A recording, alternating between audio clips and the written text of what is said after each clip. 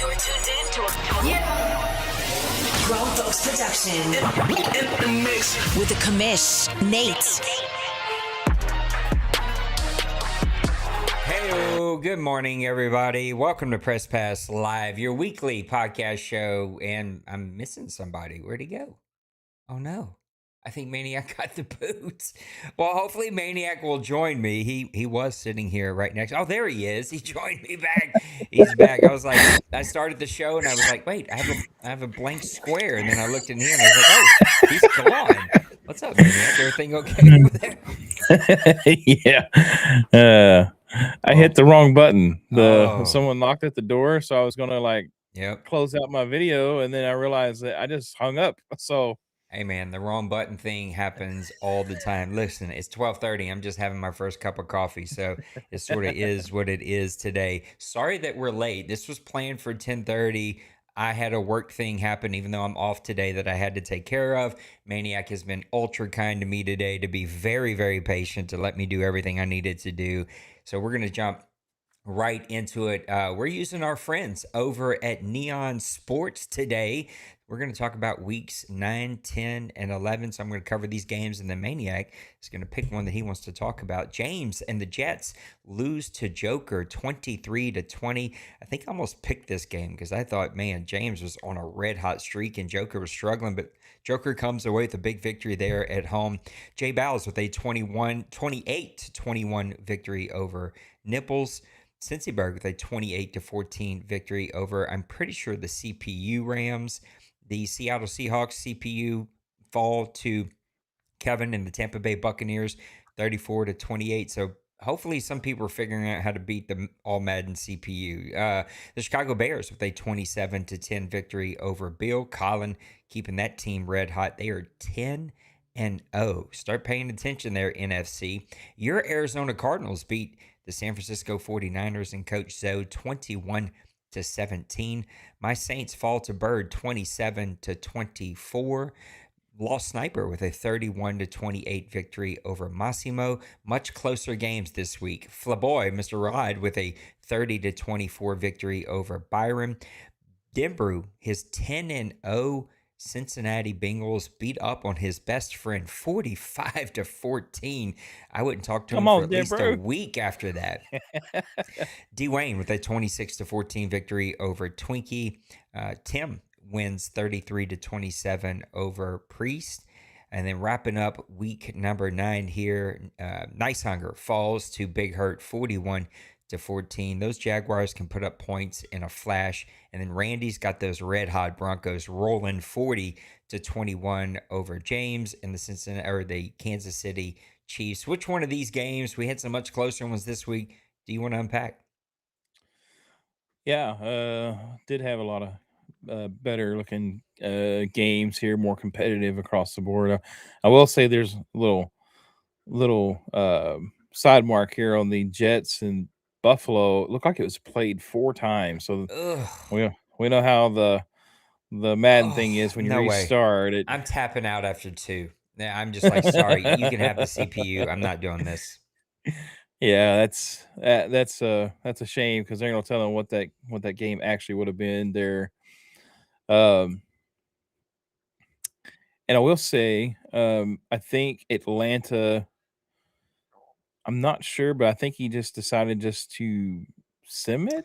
Oh, I think that one was late, and I that might have been that game that he just simmed. D Money, for those, again, I don't know how much I can share or not share. It's his story. So listen, he's going through a lot. His baby was premature. His wife is recovering. He's an at-home dad taking care of wife, baby, 2 babies. It's like a lot for him right now, and we're being patient, as we have been for a lot of other owners here. So for those of you who think he's just, I mean, he's 7-3, but a lot of those are CPU victories. He is trying to get his games in the best he can. We're being patient with him. If this is continuing to be a problem next season, we'll have that conversation. But that's where we're at with the Rams.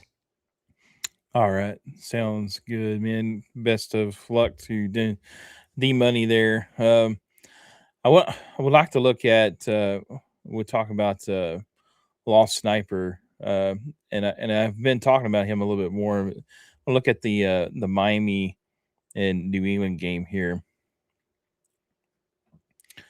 Definitely, this was a game. If you look at the scoreboard there for the first 4 quarters, it Very was little defense in this one, Maniac.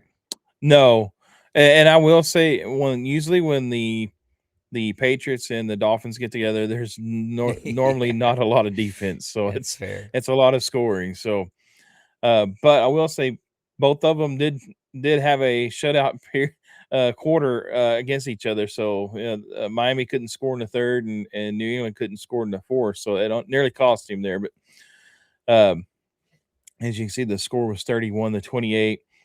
Total yards gain here for the Dolphins, 395. He outgained the Patriots, the 359. Rushing yards, very comparable. Just a few yards separate them, 153, 146.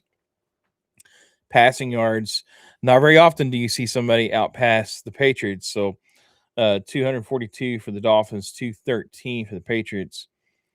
First downs, a lot of first downs in this game. 21 for the Dolphins, 15 for the Patriots.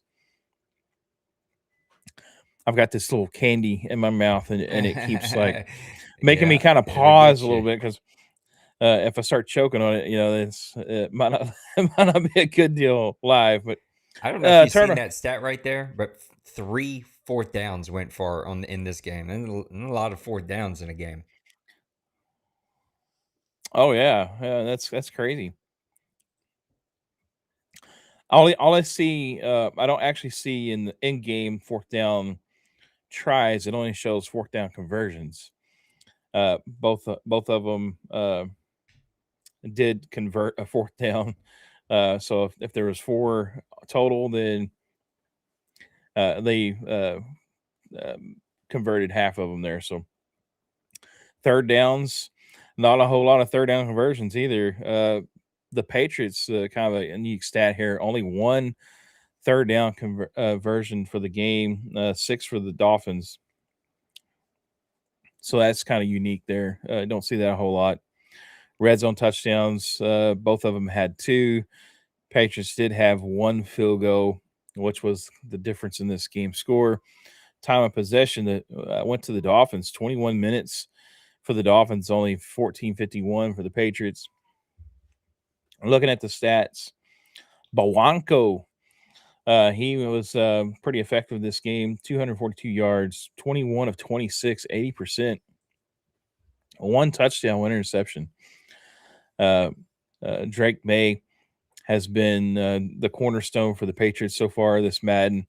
15-24, 62%. Did have a touchdown and interception on the day as well.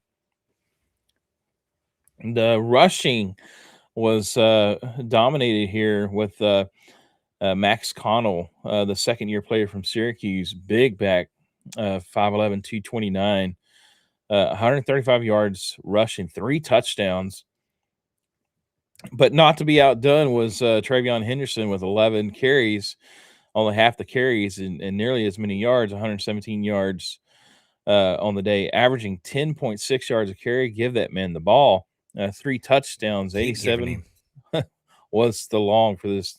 That's when Peoples also getting a little action in there with 7 carries for 29 yards. But both those guys look like they were having a competition there in the top running back for both sides there. So, probably one of the unique names here, Clayton Killens. He was killing it. 8 receptions, 137 yards, and a touchdown. 40 is the long for Miami. Hernandez for the Patriots here, 6 receptions, 77 yards.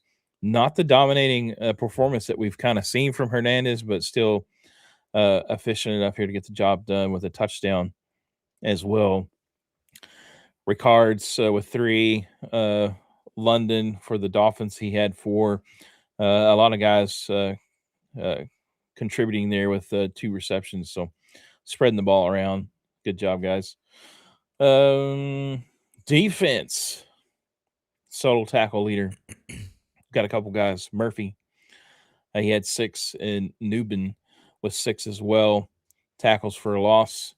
2, Aragon. Jimmy Aragon, the left edge. which I will point out, by the way, a weird number for an edge guy, 62. And I have one of those too. It's like 51 or something. Anyway, that's 2 tackles for a loss there for Aragon. No sacks in this game. It's kind of odd.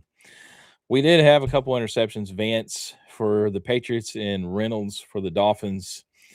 And we'll see if anybody took one to the house. And no, they did not. So interesting game though. It was very well spread out, a lot of scoring. They did have a little bit of as we talked about in the second half, both teams shut one team out on one of those quarters in the second half. So they were at least making a good effort on defense in this game in the second half to kind of slow the other one down. But it was a good game there. Let's look at week number 10. I think this one might sting a little bit. The Randy led Broncos 31-10 over Old Timer. Zoe bounces back with a 24-10 victory over Tim. Rod continues to sort of hang in there, 14-6 over Twinkie. Your Arizona Cardinals fall to, I'm pretty sure, the CPU Rams. I remember seeing the ranting and raving, and I get it in the chat. CPU wins again. Listen, his team sucks to play no matter if there's a user behind it or not. They are just super fast, super good in all the ways. Lost Sniper with a 31-17 victory over Byron. Nice Hunger bounces back 28-24 over Roger. The CPU beats Poor Simple 28-25. My Saints get their first victory of the season. I was so shocked by it. I had to go double look over there, but they win 27-25 over the Browns. James with a 37-24 victory over Massimo. Colin continues to stay hot, 38-21 over Priest. Big Hurt, 34-27 over James and the Chiefs. Denbrew continues to stay undefeated, 21-14 over Bill. Bill battled him, and that one made him earn it. Mr. J. Bows, I see you in chat. What's up? 41-37 against Kevin. I watched a little bit of this game. It was quite the game. Came down to the very end. We have not seen Kevin since. 35-29, Bird beats the CPU. We need to remove Meat Boy. Somebody remind me of that. Which one of these games do you want to talk about? Oh, there's a lot of good games here as well. There's some closer games, which is, I mean, I guess you could say it's maybe hopeful. I will say, looks like the Giants and the Bengals had to restart this game 3 times. That's always a booger when that happens. And I will say one thing about D-Money and his Rams team. He has built a insane team. I think his defense is like 96 overall or something like that. So you can't deny that the dude knows how to build absolute beast of a team. So let's talk about your Saints game. This is the first one in the season, correct? Yes. Do you have to rub it in like that? That hurt. It feels like it hurts a little bit. Hey, so you got off the snipe. So we're gonna give you some props here. So, looking at the offensive yards game, I'm really not trying to mess with you. I'm just look at these massive offensive stats. I mean, my goodness, somebody just this put me one in FPR court. 180 total yards. Watch out. This one might set some records. So 94 yards rushing for the Saints, 76 for the Browns. Offensive passing yards, 273 for the Browns, 86 for the Saints. And you still got the win, so that's impressive. First downs, 12-18 for the Browns. Turnovers, and I think this is where you got the win here. Is you only had 1 turnover and you got 3 of them from the Browns. So it's definitely difficult in those close games like that. Turn the ball over that many times and still get a victory. Good defense there by you though, Nate. Red zone percentage 50% for the Saints, 33 for the Browns. Time of possession dominated by the Browns, 22. I think I remember listening to you when you were in this game talking about. I didn't even have ball. I think you kept saying that. I Yeah, I haven't even did. had the ball. After the S second, I had the ball pretty often first quarter in like little into the second quarter, and then Lost Sniper said, I mean, Lost is me. Little Koch said, "You're not getting the ball back." I literally didn't get the ball back again. 22 for the Browns, 13-46 for the Saints. So yeah, it was definitely no. Whenever you're trying to score or whatever, and not being able to get on the field, that kind of stinks. So Anthony Coles for the Browns. Look like he had a little bit of a situation with his quarterback. He played Hurts, but Hurts then played pulled most of the him. game, and then Coles came in and almost beat me. Yeah, that's crazy. And so he's having a quarterback identity crisis, I guess, on the Browns right now. But You wouldn't know Hurt anything about that, would you? What was Parker that? Colt, Yeah, Parker Parker Cole. That Colt was his name. syndrome. I was like, That that I is know he's got a that is name. that has got to be put into the OMFL Hall of Fame as a coin phrase, Parker Colt syndrome. So uh, Hertz was 13-27. I'm getting myself off on rabbit trails now. 48% for him. Coles comes in and goes 7-10, 70%. 2 touchdowns, no interceptions. So I mean, he just turned it on. Mills, though, didn't have a great day. And this is crazy. See that 7 completions, 17 attempts, 41%. But you didn't make the mistake. So that you have to give you props for that. 1 touchdown, 86 yards on the day. Rushing, though, Jerry Rich. I like this running back. Every time I see you running with him, I start thinking about Ricky Williams. And he kind of just runs similar. I don't know. It's kind of weird, but 13 attempts, 60 yards and a touchdown. Judkins, 12 for 51, no touchdowns there. Irving, Sampson, all those guys were getting some carries, so give them guys some love. The receiving side of the ball, Ladarius Moorhead, 8 receptions, 97 yards and a touchdown. Bailey 3 for 83 and a touchdown, so he's spreading the ball there on offense. Lowry finally gets off with a touchdown. I know you've been. I've seen a little bit of your streams. Said he's just not showed up this season, but at least he did get in the end zone there for you in that situation. And then one more, Isaiah Bond for the Browns. 1 catch, 21 yards and a touchdown there for him. Looking over at the defensive side of things, the sole tackle leader was Bailey for the Browns with 5, and then New Orleans had a couple guys, McCollum and Capps with 4. Matt Capps, the free safety out of Oklahoma. I think he's going to end up being a pretty good player for you. Tackles for a loss. Yeah, okay. I'm just going to say okay because I'm not going to try to pronounce his name. 3 tackles, 3 tackles for a loss. Bailey with 2 tackles for a loss, and Summers with 2 tackles for a loss. Sack leaders, Summers for the Saints with 1, Sanchez with 1, and Whitaker with 1 there for the Saints. So, and then Richards finally making himself known with 2 interceptions, and he had a touchdown. So that was a big difference in that game as well. So it had a pick 6 there. So finally, Richards making himself known in the league. 2 key points in this game. First, I remember when I drafted Manny Richards, 5 seasons ago, whatever it was, out of Tulane. He was a high top 5 pick or whatever it may have been. Top cornerbacks were already gone. I needed a cornerback, drafted him, and Roger's like, oh, he's so good, and people are like, he's so good. He does nothing for me, nothing. Here's another guy, Glenn Lowry. Everybody tried to sell me on, oh, that's such a good pick. He's so good. Blah, blah, blah. He does nothing for me but drop the ball. But Manny Richards picked a pass off in the end zone. Browns were inside the 10 or whatnot. Took it back for a pick 6, ended up being the game winner.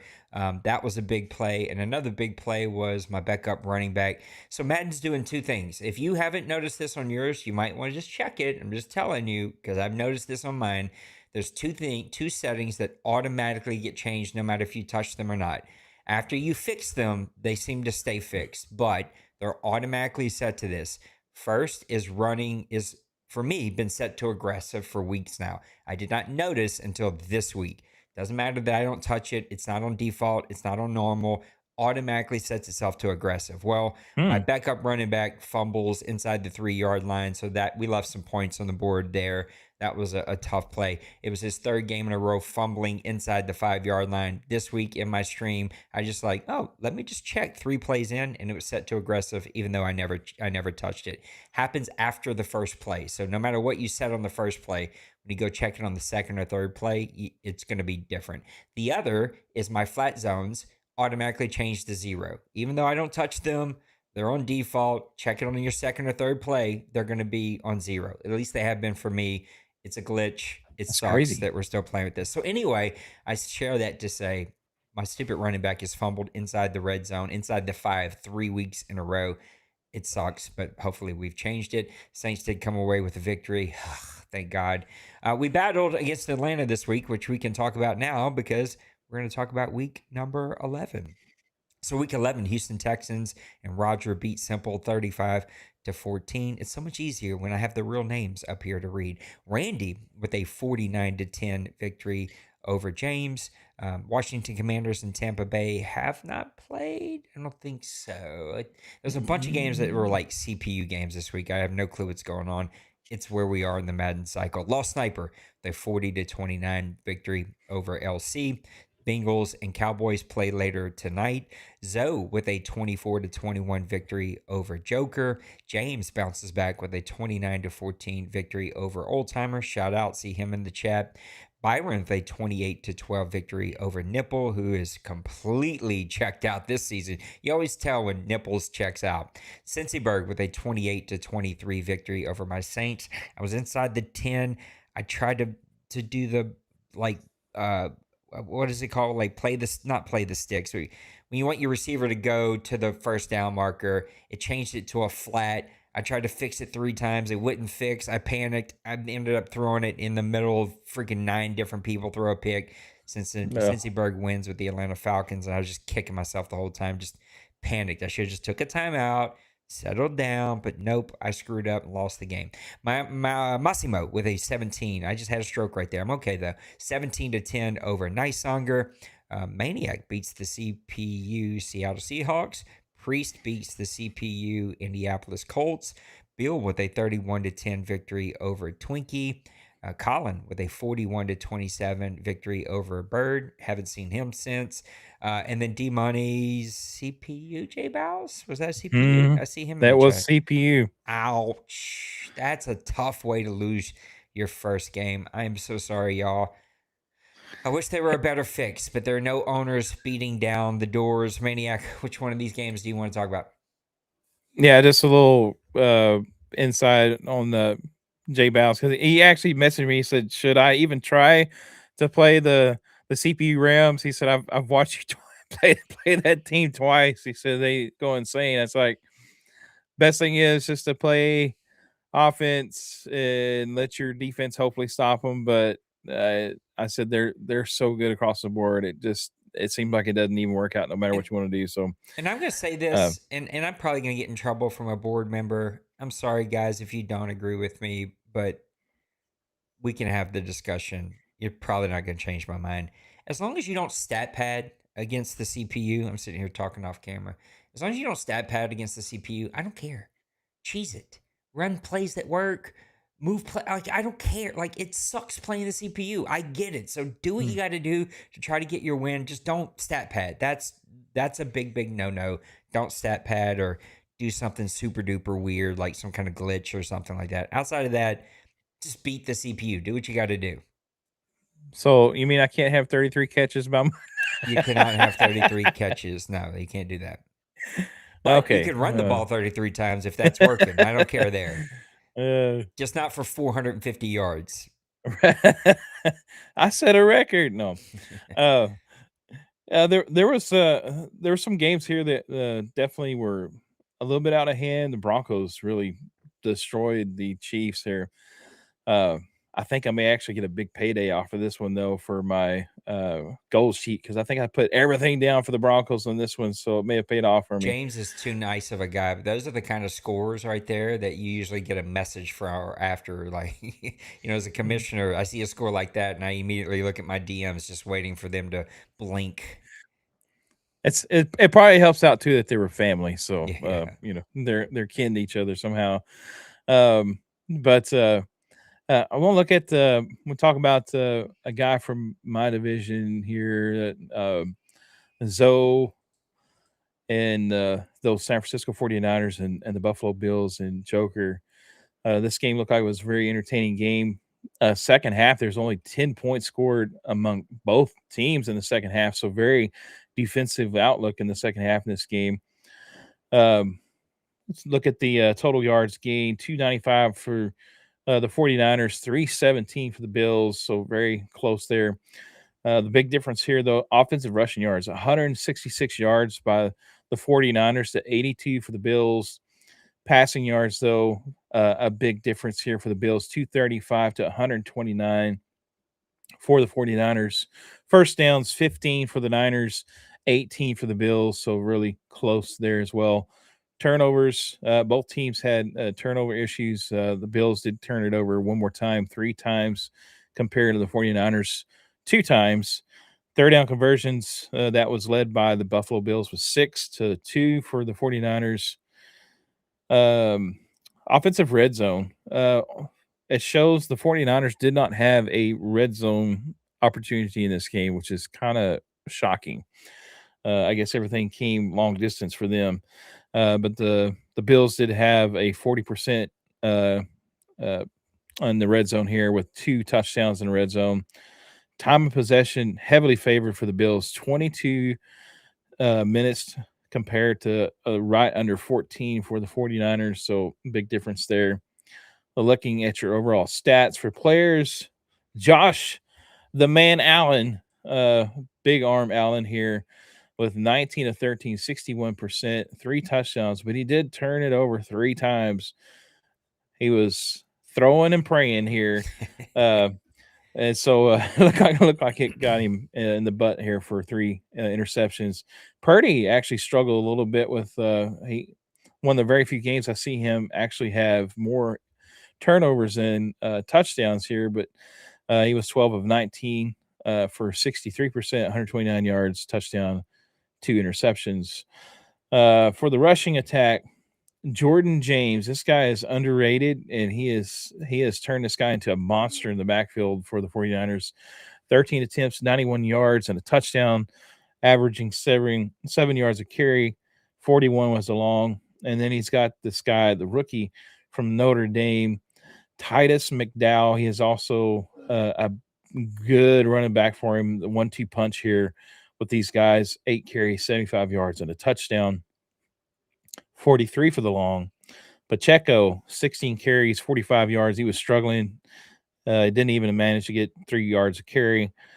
And then his backup, Callaway, 6 opportunities, 16 yards and 2.7 yards carry. So 49ers were making it really extremely hard for the Bills to get any running game going.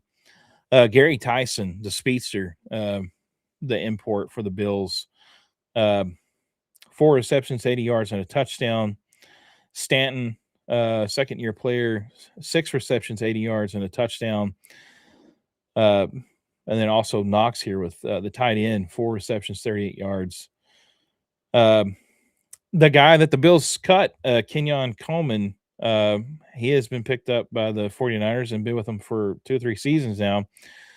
This is probably like one of the worst games I've seen from him, because he usually ends up carving me up.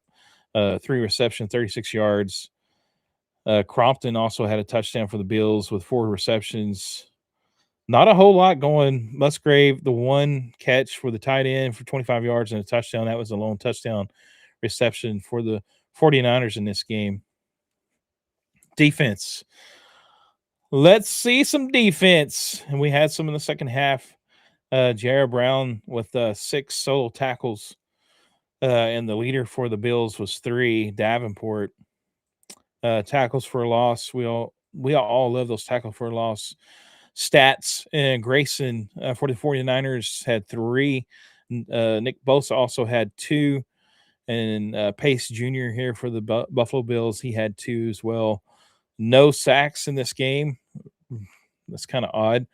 And then also Warner, man, this guy, the older he gets, I think the wiser he gets and the better he gets. Because again, another game with an interception for Fred Warner with 1, Molden with 1 for the Bills, is Green for 1 for San Francisco, Harrison 1 for the Bills, and Lennar 1 for the 49ers. So they were all getting in on this turnover battle here in this game. So, but yeah, it was a good close game. Nice score there, 24-21. San Francisco holds to victory though, and they stay atop of the NFC West. What up, Style? Thanks for checking us out. All right, here's what we're going to do. We're going to go to a quick commercial break. We do not have any news this week. It was my fault. I'll let the guys know late, and they were all really busy. Dim Bruce said he was going to do it, but he was enjoying himself opening day at baseball, so I'm just kidding, Dim Bruce. When we come back, Maniac, we're going to break down the rookies, impact rookies, and then we're going to open up the mailbag. I think I've seen a question or two in the mailbag, and then we'll wrap up the show with a fun little question about some underrated ideas and get us on out of here to the rest of our Friday. We'll be right back after this message from, who should we play today? Let's go. I feel like I need my plumbing worked on. Oh, okay. All right, I like it. Leaky pipes, clogged drains, forget about it. Call Tony the Wrench Romano, New York's most connected plumber. Listen, I don't just fix pipes. I make problems disappear. Fast, quiet, clean. Just like Norna told me. And maybe a couple uncles. Licensed, bonded, respected. No job too big, no secret tunnel too small. You can call someone else. Maybe they show up. You call me, I make sure it gets done. We don't just stop the leaks, we stop the talking.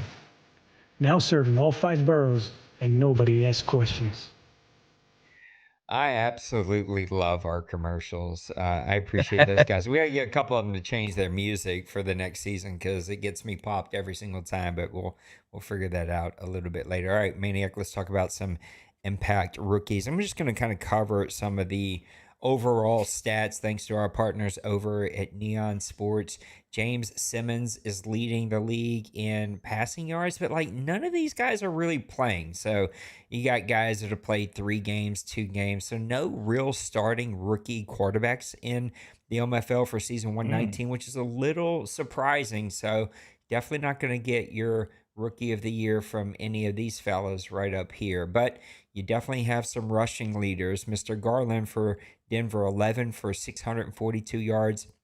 I find when Randy is at his absolute best, he's got an absolute stud at running back, and he has found one there. You were talking about this guy a little while ago, Titus McDowell. He's got 10 games, 520 yards, averaging 5.47 yards per carry with 6 touchdowns. A couple other guys still up there. Mr. Elton Clifford, he's only played in 8 games, but 411 yards. That guy's averaging 7.34 yards per carry.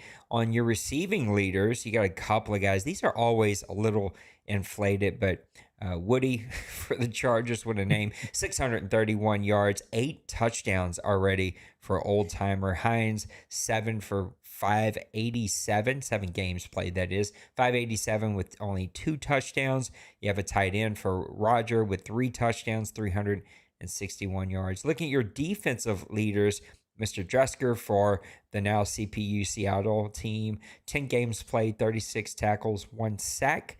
A couple other guys with 29, 27, 26 tackles. Looking at your interception leaders, got guys really making an impact over here, especially for the Jets. Look at this. His top 2 rookies are leading the entire OMFL in rookie interceptions. 3 interceptions for Wise, 2 for McKinney. And this one surprised me, I think, the most. I was not expecting to see this, but your sack leaders, Pittsburgh, 1 with 7, the Giants with 6, Detroit with 5. Like, these are really, really impact numbers for us being a little past halfway mark here. And then the guys who never get love as rookies, your kickers and punters. Chicago has a top kicker and a top punter. You can also see, well, this is okay. We're gonna have to talk with Colin. That says kicker, leading and kicking and punting. And Colin, you actually have to have a punter. So, Ruh-roh. oh, exactly. Not surprising. There's something about Dwayne and special teams. Like that guy should be a special teams in college or the NFL because he leads this league every single time he's got the top punter. Which of these guys kind of caught your eye? And I guess I'm gonna have to go send a message to Colin. Yeah, I was looking. We're talking about the rookie. Uh, Again, like you said, it's really surprising we didn't have a quarterback. Because most of the time we Really got one or surprising. two that are kind of making an impact. And we always say it's kind of unfair because they always lead the rookie kind of votes and stuff in the rookie of the year stuff. But I really do like this running back that I have to get to him right quick. I like actually there's two running backs I like. I like the running back for the Broncos, Garrard. Man, he seems like he's going to be a beast.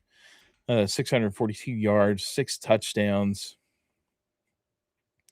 But I also like the guy that is with the 49ers, Titus McDowell.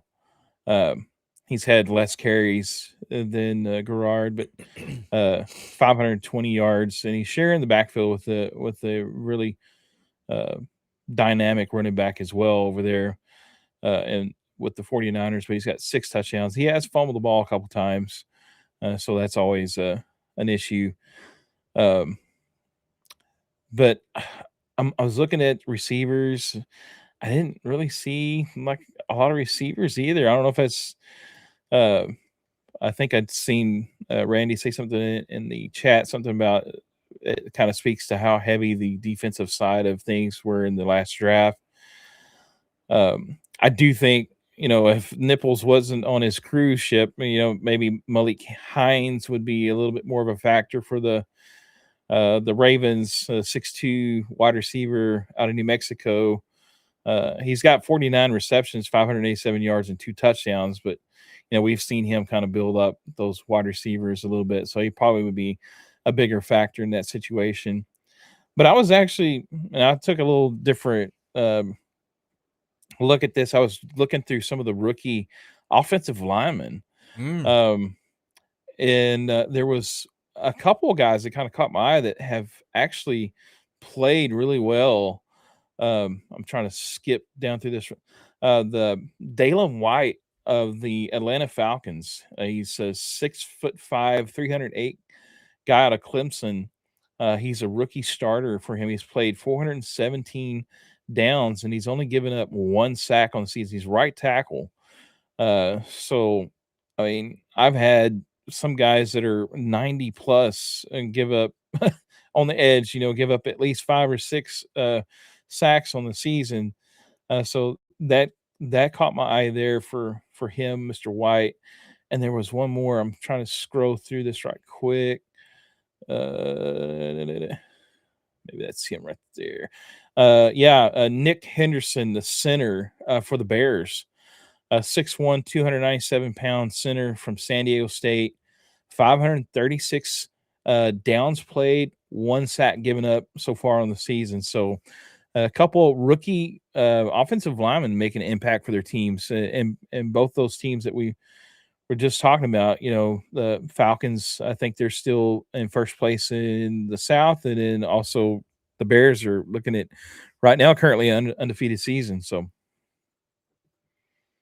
he ends so abruptly lately. It kind of caught me off guard. Some impact rookies here in the OMFL. Randy says Garland is the backup to Harvey, so you can see how well Denver is running the ball over there. And he also said, and it's an interesting thought, that the rookie stats show how defensive heavy the last draft was, and there are no real crazy offensive stats. I agree. I also think some of it is we've got the most kind of disengagement so far. It's just I don't know why. It's been a tough cycle. and I had such really high hopes for this game, and it sort of has went a little downhill, at least for the owners. All right, one more commercial. When we come back, we're going to open up the mailbag, which is actually our buddy Maniac. He's got 2 questions in there, and then we'll go to our question of the day, and we'll be right back. Does your games against Cincyberg and Kobe have you crying into your console? Are you this freaking close to having an all-time OMFL meltdown? Is your team playing like they're being controlled by your drunk uncle? Well, don't rage quit just yet. Hold in that R2 button and sprint on over to Denbrews Part Shack, the only place to rebuild your busted Madden roster. Your team is a dumpster fire, but I have the parts to turn those digital duds into gridiron gods. We have receivers that run faster than Caitlyn Jenner ran away from his first family. Call now or you can kiss your OMFL glory goodbye.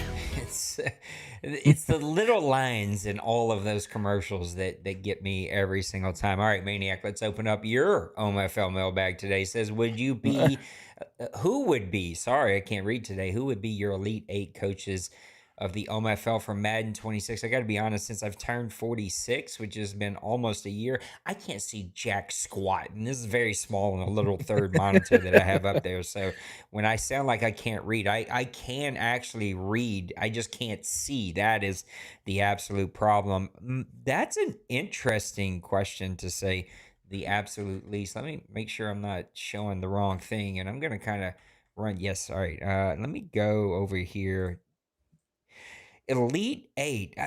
That's tough. It's like picking your favorite booger. You just don't know which one you want to go with. But because there's just different ways that I would view that, right? You're Elite 8 Right. thinking competitive. Am I thinking some of my favorite owners that I would never want to leave here? Blah, blah, blah, blah, blah. I'll go just competitive. D-Money's got to be up there, though, with his life. I think he would be, like, right on the cusp of 8 when you think of competitive. I know Bird is not having the season that he's wanting to have, but I would definitely put him in my Elite 8. So there's 1. Dwayne, there's 2. I'm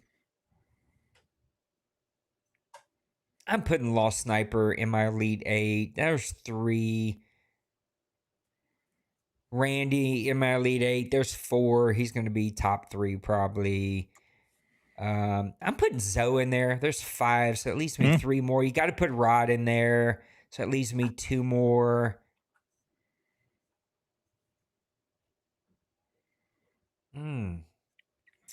It gets really hard when you start like really kind of like thinking about it. Kind of gives you a brain cramp there. I'm putting Bill in there. I guess you got to put D-Money in there. So that would be my 8. I'd have to sit down and write them down to figure out, like, what would I rank them. What about you? What would be your Elite 8 here in the OMFL? Yeah, I tried to, because when if I'm going to ask the question, I probably need to have it at You're least on the show, so. at least a little list made out. So, and what brought this on was because we're getting close to having the Elite 8 in March Madness. So, for my 8, I'm gonna go from my list. I've gotten written from 8 to 1. How did you view it? Did you competitive or sort of like overall? I kind of went overall. Okay. I mean, I was kind of viewing my like Elite competitive 8 owners next, not competitive, just like humans that like who are my top 8 guys that I would not want to do this without. Yeah, I mean, and it kind of all factored in, like that, but there was also factoring in competitive. So it's like am I gonna kind of add all those together? Loss with all that he does and stuff, but he's very competitive too. So I mean, you can't take that away from him. So he was my number 8. Loss was my number 8. Big Hurt is 1. He would probably get a majority of his like on the competitive side, but he's also he's really good at coaching and building a team. So that was just kind of one of the things I was thinking about. Is number 7, Zoe. He's a newcomer. But man, he is taking those 49ers, and It's a very good one. He probably should have been on my list. And he's actually beat D-Money, in head to head, probably more times than I have, and he's faced him less. So I was like, man, the last time I beat D-Money, I told him, I said, I played you like 23 straight times, and this is my first win against you in head to head.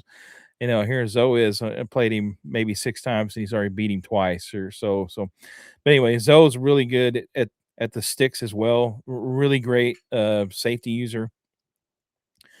J Bows is one of those ones, or it's actually Bowles, because I asked him the other night on my stream, so I keep want to call him Bows, but J Bowles, um, he has been one of those guys that were, in past Maddens, he's kind of struggled with this Madden. He's been so consistent. Once he found his niche, he's been very consistent. He's won his first bowl, so he was number 5, and number 4 for me was all this is like the compet when he's on, he's here. D Money, he is just one of the toughest people to play. And then the fact that now his team's being run by the CPU and ramrodding over everybody. I was like, man, Here's a word. He basically could play his games and put his controller down and let his team do the thing for him on defense. So super fair. Number 3, Denbrew. Denbrew has struggled in this Madden, but he's always consistent with other things that he does, the scheduling and different things. He's like one of the top dudes here, but he's always very competitive. And now we see that he's got a team that's in the top 3 right now for this season. So that's one of those that I was looking at. And Bronco Man, he's my number 2, very competitive. And he's like me. He's over competitive sometimes, like me. But man, he's put together some extremely good teams. He's put together that Colts team, won a bowl game with them, switched over to the Broncos, revamped them, build them up. Yep. And built them up, and now he's like right back in the thick of things. So, but my number 1 has to go with Dwayne. Dwayne is steady Eddie. He never. That doesn't seem to be whatever Madden gives him or what. I mean, he makes some of the pickups in free agency, and I'm thinking like some of the guys he picks up, like, man, I'd never touch those guys with a 10-foot pole, and he gets them, and like next thing you know, like they're in the Pro Bowl. Yeah. I'm like, how?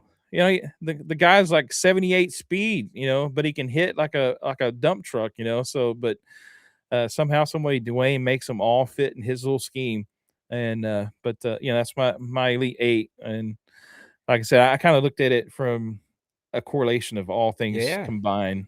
So I was going to do my Elite 8 owners, but I quickly talked myself out of it because I can hear the DMs and people in their feelings that I left them off. You hate me. Yeah, that's exactly what it would turn into. I don't want to do that. So we're not going to do that. Your other question was around no news around college football or Madden so far for what would it be, 27, right? Madden 27, college football 27. And does that worry me or does that signal disaster? This Madden has gotten me down hard. I'm a pessimist now. As someone who's usually an optimist for these games and usually is like, I get it. And I still totally understand the development time is not there. The time to work out bugs is not there. To all of it. They're not set up to be successful at all. And I also think I've noticed, again, I'm not doing research. I'm just sort of trying to call back. It feels like the last couple of years, the news has come later and later and later and later. Because I fully remember and recall saying, like, why is there not a launch, commercial for Madden at the draft?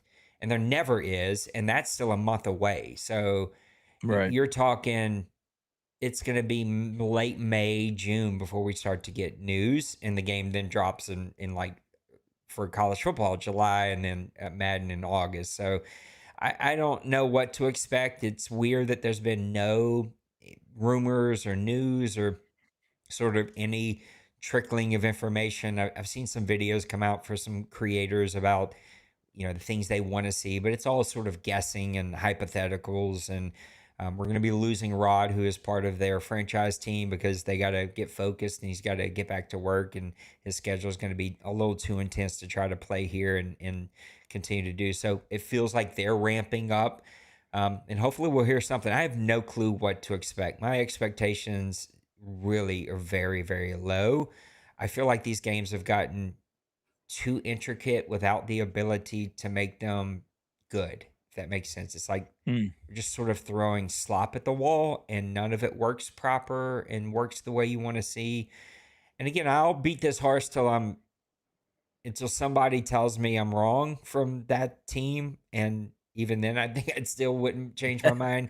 The game is not made for us. We are the outlier. We are the exception. The game is not made for any of us. None of you. You are not their target audience. You are not 12 to 18. That is who they're aiming for. They want you to pick up the game and drop some money, drop $150, $200 on this game, move on to their next title and keep buying them, keep rolling through. And those of us who try to play this very realistic, very sort of without all the bells and whistles and the gimmicks and all that, and play it as long as we play, like, we're just not the audience. I don't know that any games nowadays are made for us. I just don't. Yeah, I don't feel like they make games outside of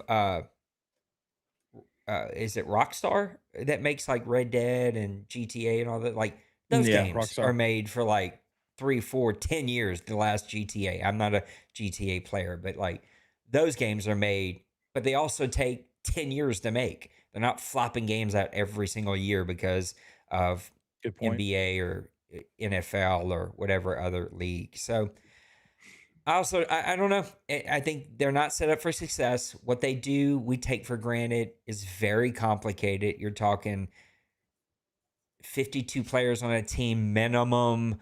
You're talking 24 players plus referees plus a crowd, all that stuff happening on your screen every play. Like, these are very intricate, complicated games, and they have no time to work out the bugs. They have no time.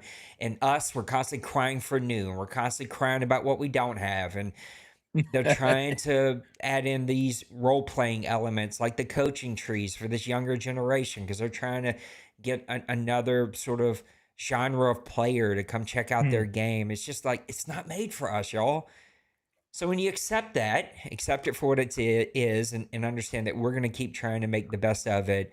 That's why I'm probably going to do some testing soon, real consideration about looking at comp mode again. And we're just going to make the best of it, because ultimately we all love football and we all love the camaraderie. And this is a way to stay competitive even at our advanced ages. And ultimately, it drives us all nuts, and we all have moments where we're ready to burn it all down and quit and throw hissy fits, unless you're Randy or Dwayne or these guys who win all the time. It just is what it is, and so I too have struggled this cycle of having a bad attitude and a gross attitude, and I've sort of really just accepted, like, that's the competitiveness in me, and it is what it is. Make the best of it, try to have fun, and ultimately every one of us as individuals are going to have to make the call of, we're adults and this isn't fun anymore, and I just don't want to do it. Don't do it then. I totally get it. We'll be here Yeah. if you ever decide you do want to do it again. It doesn't make you a bad person, doesn't make us a bad person, just makes it is what it is, and you move on. Like Pepper decided, I can't do it anymore. So it is what it is. Doesn't yeah, I'm beating this dead horse and repeating myself again. I don't know what thoughts you have on it. You used to be part of that team that would check those games out, and I'm sure those guys have seen some stuff by now, and they are under an embargo and can't say much or say anything. But I don't know. My expectations are pretty low. I don't plan on buying college football.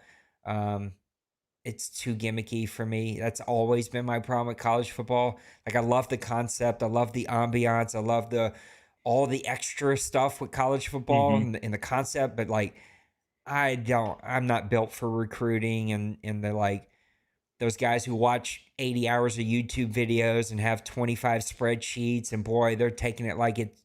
I don't have time for that. Give me a draft, give me free agency, something I can do in an hour and move on with my life. Yeah, so it sucks because I want to like it. I want to support Maniac. I want to be a part of these things, but um, yeah, the last game was just super unenjoyable for me. It felt too gimmicky, too arcadey. That's probably the better way to say it, because of all the speed and everything. It just wasn't a super strategic game for me. It was just like, get the fastest players and call the plays that work from the shotgun. It's like, I don't want to do that. No, I mean you're 100% there. I do believe that college football was very arcadey. And the one thing that I think um, with college football too. The one thing I will give Madden props for is that we do have a little bit of a limitation that we can not use the coaching trees. Where in college football, you're forced to use everything that it comes.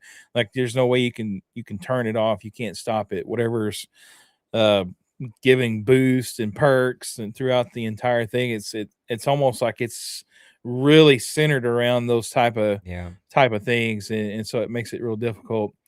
As far as like the little news from it and stuff, I'm really shocked.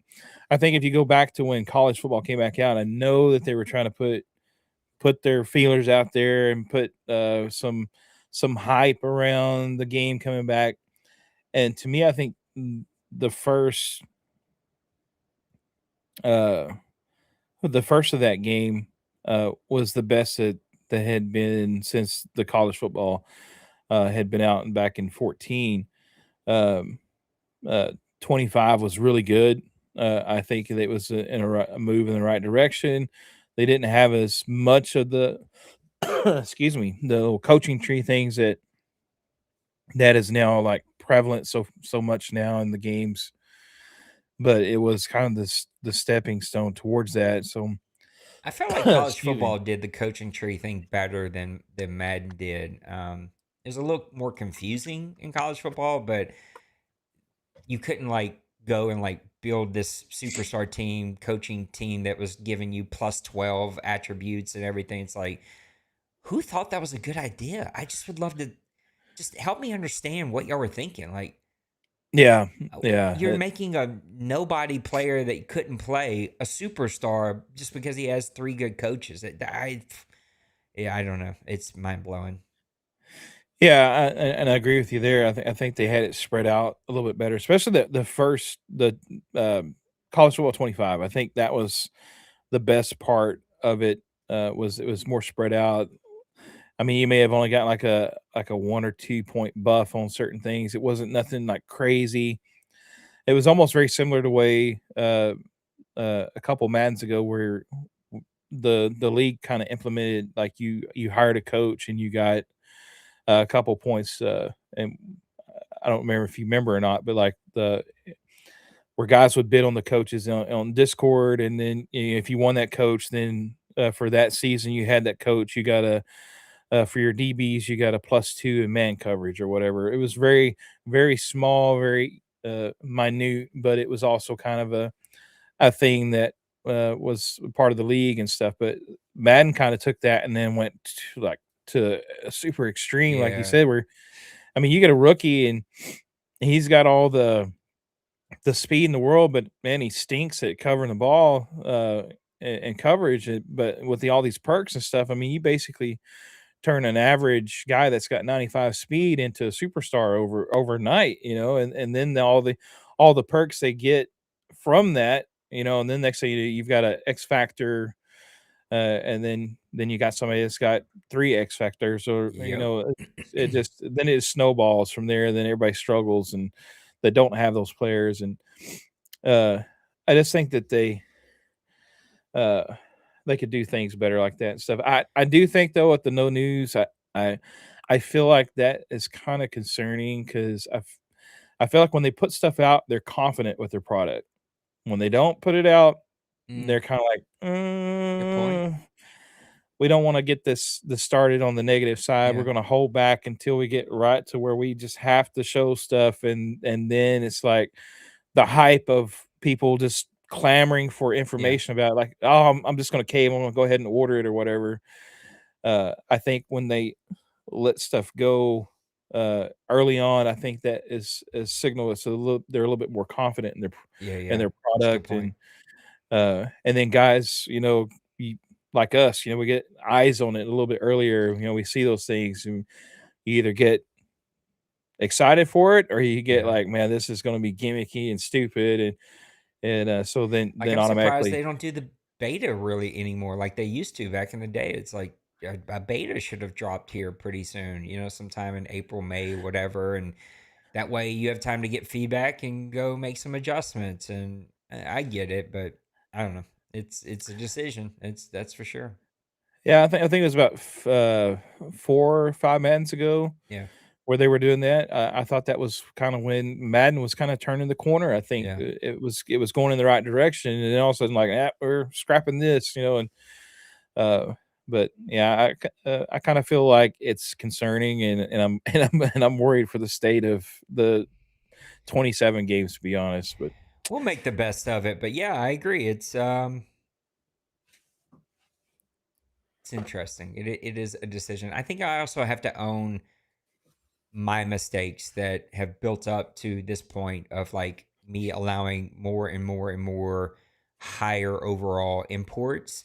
I think that really skewed this Madden. Like it just did. It was way too many 99 overall players, way too many 90 plus overall players. And I got to find that balance, and we're going to tie it back this year and make it a little harder for people to bring over like 390 overall guys. Like that can really skew a league when you spread that over 32 owners, but also try to make it like, I'm very appreciative for guys who donate and allow us to do giveaways and big stuff. Like we give away new right, controllers and memory, and like we do a lot of big things. And so, yeah, sort of is what it is. And heck, I may, because no one's interested. Well, I had one guy interested in my Stream Deck Plus and Stream Deck. I may just give those away. They are like brand new. I take care of my stuff, and so they're like brand new. I can And attest to that. so if I can twist my wife's arm to help me buy my new one, I may just do giveaways for these things. Anyway, the point I was trying to make before I started chasing that rabbit was that I'm trying to make it worth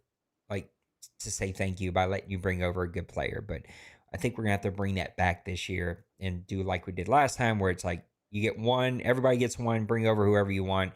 If you're a platinum, it's probably going to be 85 and lower. If it is you play all your games in the last season, it's 75 and lower. I don't know. We'll figure out the numbers, but it's something Right. like that makes it a little bit more tougher to do the D-money thing and bring over 399 overall cornerbacks and completely skew an entire Madden cycle, because it's just like a very, very good team. All right, one more commercial. When we come back, we're gonna the question of the day for Maniac is, what is the most crucial down and distance that an owner will face in a game? I've been having that thought, and I've got my own thoughts that I'll share when we come back after this message from our buddy Bird.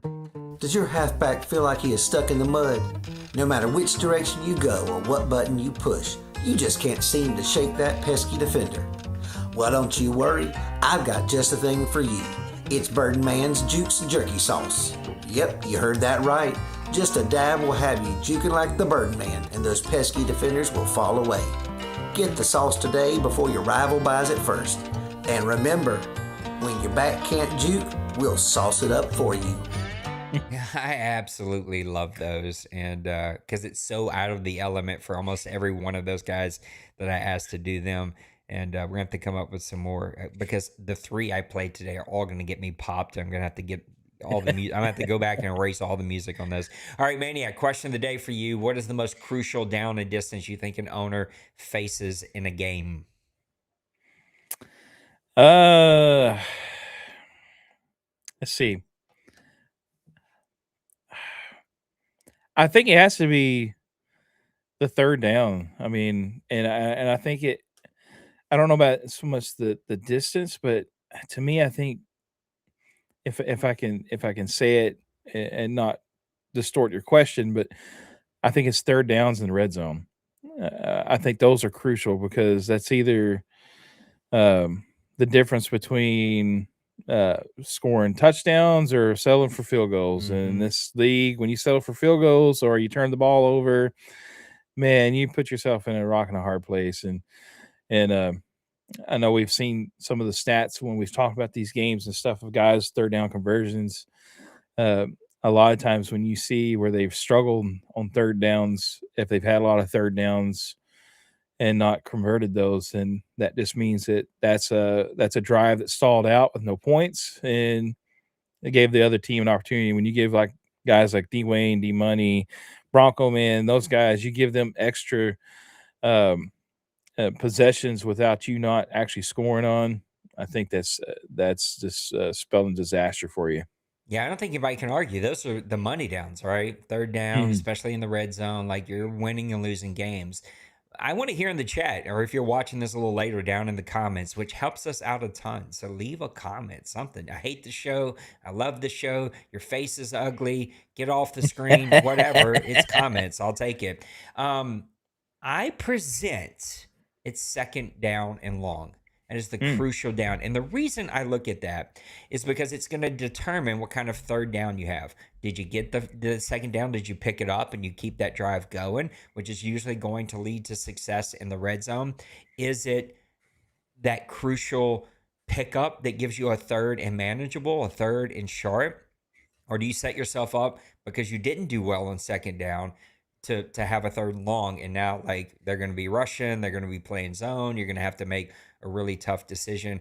And I think when you look at the red zone, when you start talking about inside the 5, inside the 10, that second down is critical, because if you don't score on that second down, or you make a mistake on that second down, well, now you've got one more down to play with, and you've either set yourself up to see an all-out blitz, you've set yourself up to see zone in a very tight coverage. I just feel like second down is the most critical down and distance, or second and long. So anything second and 7 plus is a really big critical down and distance that a coach is going to face throughout the game, that's either setting you up for third and manageables that you can pick up and continue to have a high percentage, or third and longs, which you're going to have to punt the ball or not have as much success. And it's going to show itself in the red zone. Are you settling for field goals? Are you able to score touchdowns? And so it's a really critical down. I think it's also the down we can all agree most guys in this league are going to end up blitzing on. So when you get to that second down, and guys are usually on defense going to send the all-out blitz, because they know they're trying to set you up for a third and long. They're trying to set if you have a second and long, you're probably trying to run it to get it to a third and short. So they're hoping to send the blitz to stop the run. It's just an easy down, and I think lazy down, to send the blitz often. And so I think second down for me has really become that critical down and distance. All right, Maniac, closing thoughts. I'm going to hand it off to you. We're going to wrap up this show. Give me some closing thoughts. We got through with some good games. We talked about some good games that happened.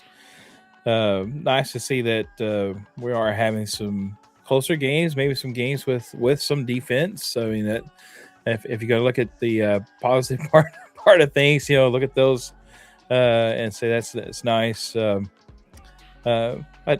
did like a lot of the conversations that we had about Madden and about the league and stuff, and I'm really excited about being here, being a part of the community. I know Madden at times really stinks and really sucks, but one thing is for certain: the OMFL and the community is awesome. So.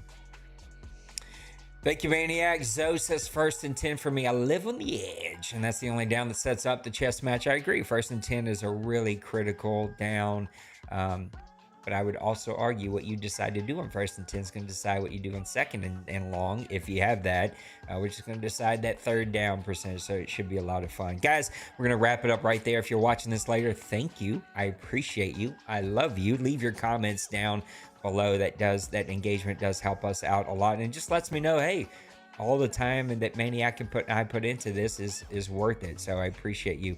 I'm going to try to go enjoy the rest of my day off before my wife shows up at 4:00, and we're going to see Nate Bargatze tonight. She got me Nate Bargatze tickets for my birthday back in September. Ooh. So that should be a fun show to go and to watch, and I'm looking forward to spending some time with her. Maniac, thank you for being kind. I have not been a good host in the last couple of weeks. Work has derailed me time and time again on Fridays, and Maniac is really patient to let me sort of flow in and out, and he's just waiting around on his hands, holding his day up, so I appreciate him.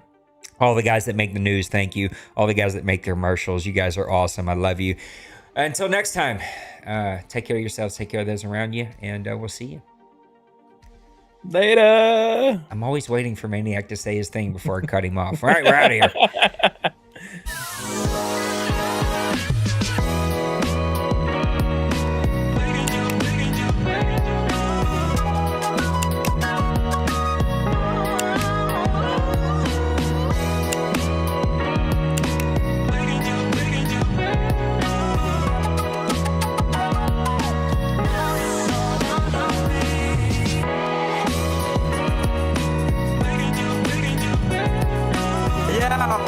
Smash that like and subscribe.